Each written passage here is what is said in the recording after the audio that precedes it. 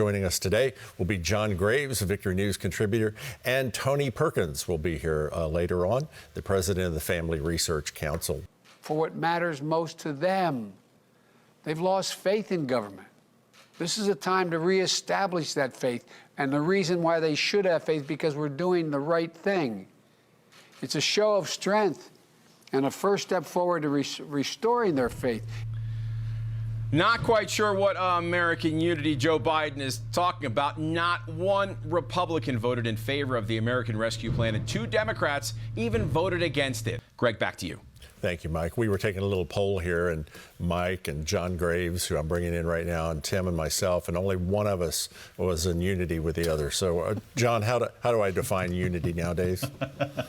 I think it's the same way they describe on the Democrat leftist side of this thing, fair and honest elections. We don't want the president to answer questions. We don't want audits to happen. We want to hide behind those kind of things, but then we want to call it unity. So here's the theme. Language is so absolutely critical, and how people spin that language. You need to be very, very careful of what sounds one way but really appears another way. What's the most troubling to me of all those stories Mike just covered for us is this H.R. 1, where it's basically 0 Republicans, 100% of Democrats, because they're in control. And every single male thing that worked, that the conservatives complained about, we want to trump all 50 states in the federalized elections in violation of the Constitution, which says the state legislatures are the ones that should be doing this. It's an absolute overreach. So can states go in now then, John, and make their own laws? Or will it be after the fact if they do it, it's too late? Or what happens? Greg, that's a great point, and I'm glad you bring that up, because a lot of people don't understand the urgency of this. 28 different states that have Republican legislatures are already doing over 100 to 200 different measures. If they don't get them through and this goes through the Senate, the president will sign it. The House has passed it, but the Senate is the only safeguard to try to slow this down and stop this, and that's where those couple of centrist Democrats, if you will, we got 1, maybe 2 of those, could slow down the filibuster issue. That's the only way this could slow down or stop. So it's a good point you bring up. So states are scrambling. You need to call your state legislatures, state rep, a state senator, and tell them to stand up for your state by the Constitution, and just require basic common sense. Citizens to vote, signature requirements, let the state decide what happens there. John, you've got the president talking about this phantom unity, and you've got the members of Congress talking about these security threats. What does it say about our republic and the state of it when we can't believe anything our government's telling us? Yeah, that's the irony of Mike's story with the president. He said they've lost faith in government. That's not a new thing. People have lost faith in government a long time ago. They have less faith in government under the current administration than they've ever had, because there's no transparency. Even the liberal CNN is saying, look, we want some transparency. We want to be able to ask you some questions, even if we give a chance to give you softballs. That's what's so insane about this situation, is you're not even the people on the left are starting to ask some basic questions about this. And so to me, the way you restore it is give people confidence in the elections. It has to happen at the state level. And our country is not a democracy, what they keep calling it. It's a republic. We elect people. It's controlled at the local level the best and most efficiently. And so if you do that and we elect people, we get a chance to hold them accountable, but you can't do that without transparency. Well, the controversial Equality Act passed the House last week by a vote of 224 to 206. Listen to Republican Congressman Greg Steube of Florida making remarks on the House floor in opposition of this measure. In his wisdom, God intentionally made each individual uniquely either male or female. When men or women claim to be able to choose their own sexual identity, they are making a statement that God did not know what he was doing when he created them. I'm going to quote directly from Dr. Tony Evans' commentary Bible on this passage of Scripture.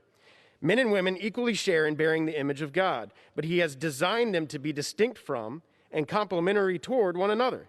The gender confusion that exists in our culture today is a clear rejection of God's good design. Whenever a nation's laws no longer reflect the standards of God, that nation is in rebellion against him and will inevitably bear the consequences. And I think we are seeing the consequences of rejecting God here in our country today. And this bill speaks directly against what is laid out in Scripture. Our government, through this bill, is going to redefine what a woman is and what a man is. It can be anyone who identifies in that gender. Mr. Stubbe, what any religious tradition ascribes as God's will is no concern of this Congress. Once again, that was Congressman Greg Stubbe of Florida. Now, the last person to talk was Congressman Jerry Nadler, a Democrat from New York, saying God's will is of no concern to this Congress. The bill is an update of the 1964 Civil Rights Act, adding sexual orientation and gender identity as categories. Now, according to the Heritage Foundation, the Equality Act would force employers and workers to conform to new sexual norms or else lose their businesses and possibly even jobs. It would also put parental rights to make decisions about their children's medical treatment and education at risk. And it would ultimately lead to the erasure of women by dismantling sex-specific facilities, sports, and other female-only spaces. The Equality Act also forbids use of the Religious Freedom Restoration Act, a 1993 law that was passed on an overwhelmingly bipartisan basis and signed into law by former President Bill Clinton to provide religious exemptions. Tim, back to you.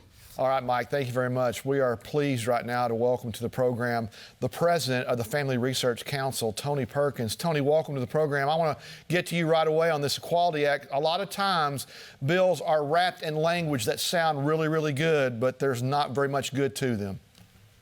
You're absolutely right, Tim. In fact, this should be called the Inequality Act. It is one of the most wide-ranging, the impact will be felt far and wide. I mean, this is a precedent-setting piece of legislation, as you touched on in the news package there, but it does even more. And one of the aspects it does is also this opens the door to abortion, federally funding of abortion even more, because in the public accommodation laws, it redefines public accommodation to include health care and abortion. And ties it back to sex because they redefine sex in this. So this thing is crazy, but it has a tremendous impact upon religious freedom. I want to pivot now to HB 1, the election bill that's going through Congress, and I want to get your thoughts on that. Yeah, great. This is another far-reaching piece of legislation. This was Nancy Pelosi's #1 priority. And what it would do is that it would usurp the authority of the states to oversee their election. What turned the election were constitutional irregularities, where individuals, elected individuals like Secretary of States in Pennsylvania, out of their states, unilaterally changed the laws or the procedures for voting for which they did not have constitutional authority to do. And so what has happened is the states now have gone back, and we have about, I think it changes by the day as the state legislatures are now in session, but over 150 laws or measures have been introduced that are pending before state legislatures to reform election system. That's a good thing. Now, what Congress is doing under Nancy Pelosi and Chuck Schumer's leadership are moving very quickly to essentially cut these state legislatures off at the pass and codify into law the irregularities that took place in the November election. This is not unlike what happened in California when they gained a supermajority about 6 years ago, and they moved to change their election laws so that they could preserve that majority going forward. That's why we saw in 2018 ballot harvesting out there. That would actually be legal under this proposal, HR 1, also nullifying ID laws that in my home state of Louisiana, after we had voter fraud back in the 90s, we changed and we required voter ID, and we've pretty much eliminated voter fraud.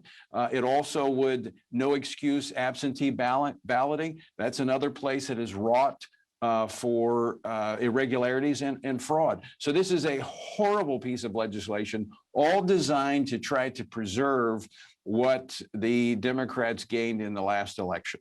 Mr. Tony Perkins of the Family Research Counter, FRC.org. You need to, council, I apologize, FRC.org. You need to get familiar with that website. Thank you, sir, for being with us today. God bless you and all you're doing.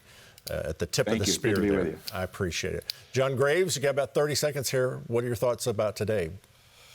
You know, I agree with Tony. The real good news, the silver lining in the dark cloud of the federal overreach, is the states can rise up and push back under the 10th Amendment to hold on to the Constitution, First Amendment, Second Amendment, all the way through the Bill of Rights.